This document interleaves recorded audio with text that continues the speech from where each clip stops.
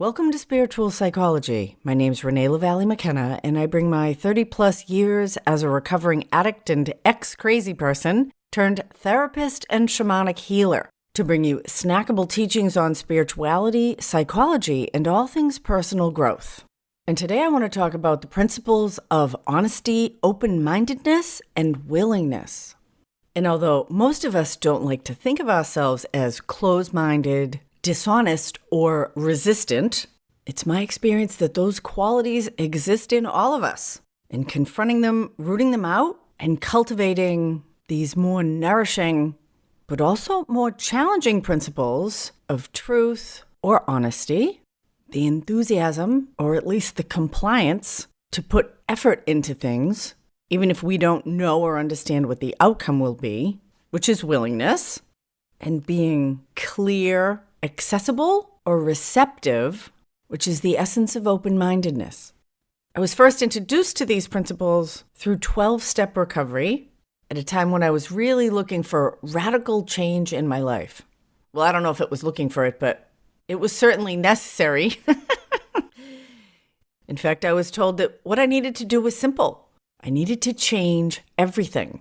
Simple, but not easy. And perhaps the biggest transformation was the shift from trying to change the outside of my life to trying to change the inside of my life. To move from material values to spiritual principles. And that honesty, open-mindedness, and willingness were the most valuable tools I could carry. They were like points on a triangle, the triangle being the strongest geometric shape.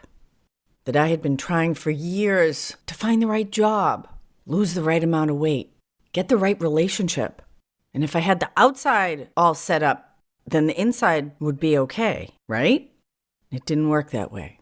In fact, it was through these principles and a whole bunch of other tools and principles I've gathered along the way that I've come to discover that the opposite of what our culture tells us is true. That fixing the outside does not fix the inside.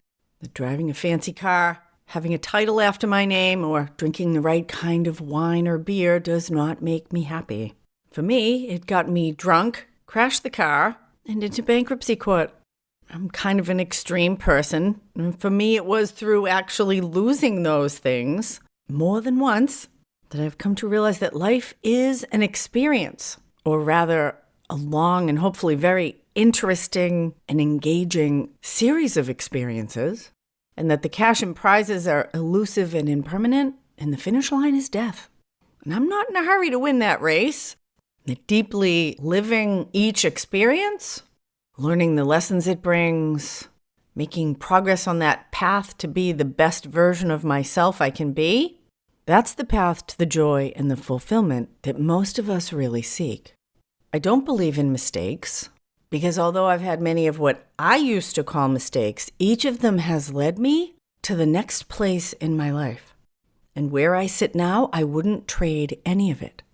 I trust these spiritual principles of honesty, willingness, and open-mindedness to move me forward. Much of my life, I was motivated by pain, and pain is a great motivator. In fact, that is its purpose.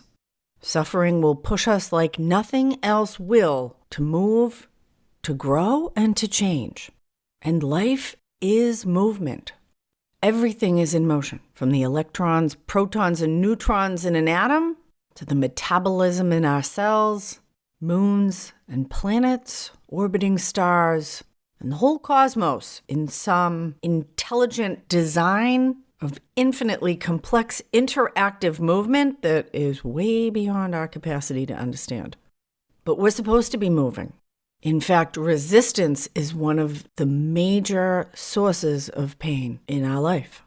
And where honesty, open-mindedness, and willingness can bring us forward and keep us moving on our own evolutionary developmental path, fear, ego, resistance oppose the life force.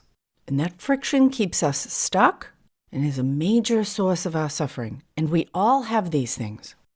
As an active addict and alcoholic, I was a liar, a cheat, and a thief. I had no problem telling anybody what I thought they wanted to hear if it would get me out of trouble or get me what I wanted. Lies and stories just rolled off my tongue.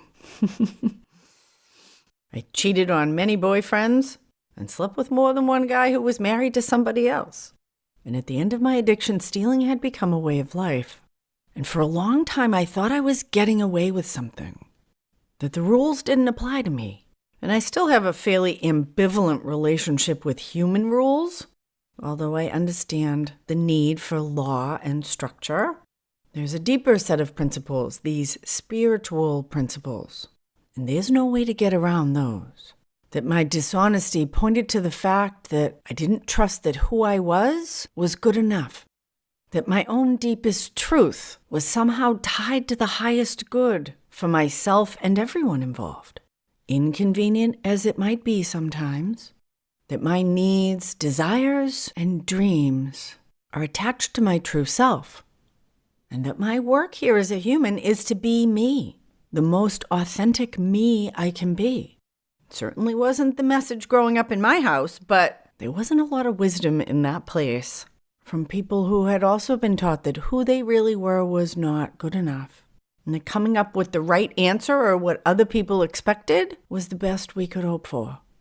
And the truth really does set us free, but it will make us grow first.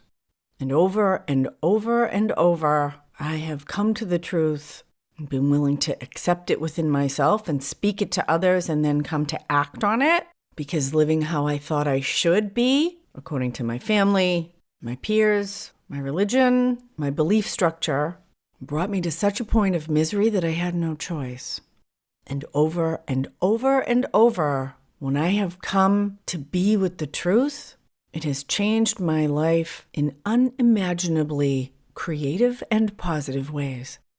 Now, that doesn't mean it wasn't hard and pushed me right to the edge of everything I had. But there's this fabulous quote: when we come to the edge of all the light we know and are about to step into the darkness of the unknown, one of two things will happen. We will be given something solid to stand on, or we will grow wings to fly. Because we live in an interactive universe. We are part of this thing.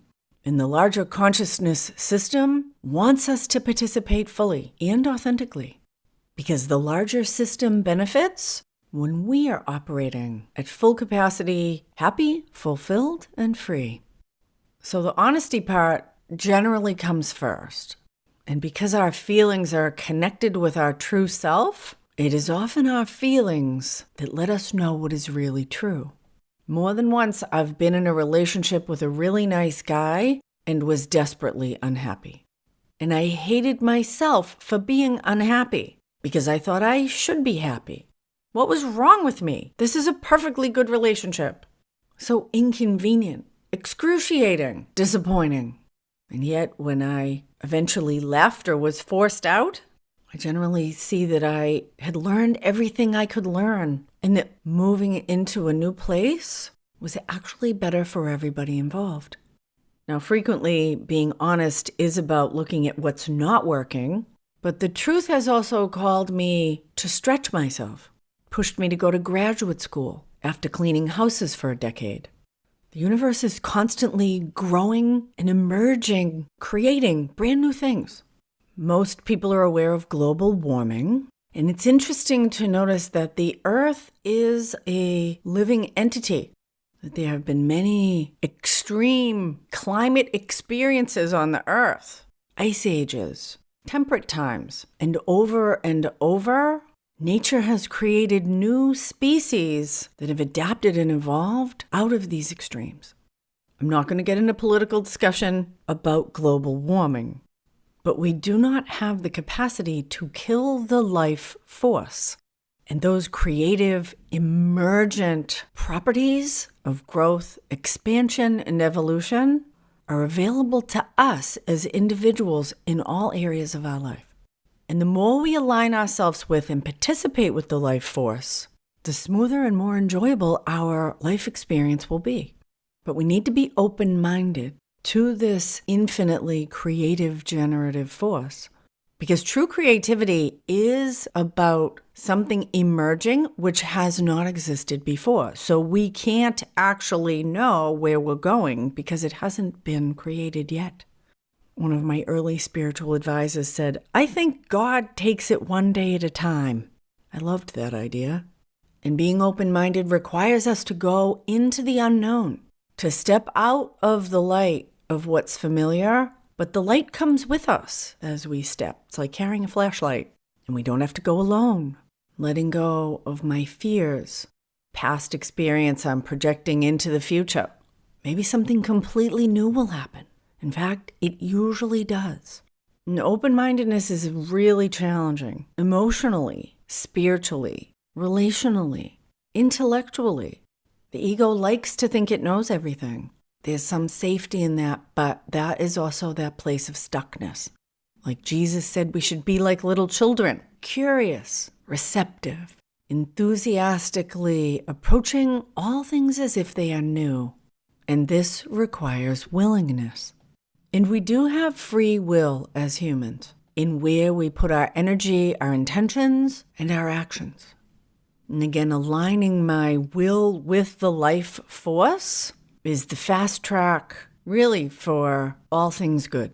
In fact, pretty much the only prayer I say is, "Show me your will for me and grant me the power to carry it out." Now, who or what the "your" is a source for a whole bunch of other podcasts. But these principles, honesty, open-mindedness, and willingness, that triangle is incredibly strong, and they support each other. Open-mindedness can help us be more honest.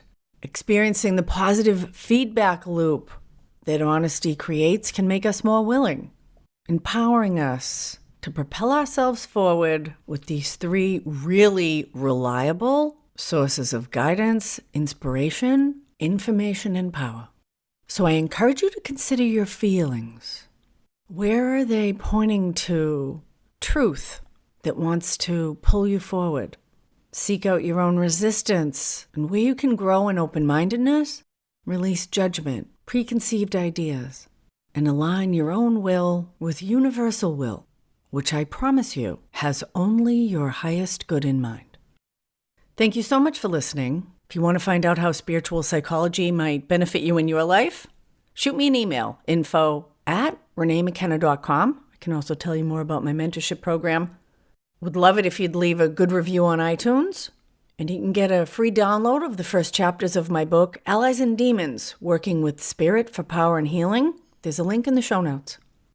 Blessings on your path until we meet again. This is Renee McKenna for Spiritual Psychology.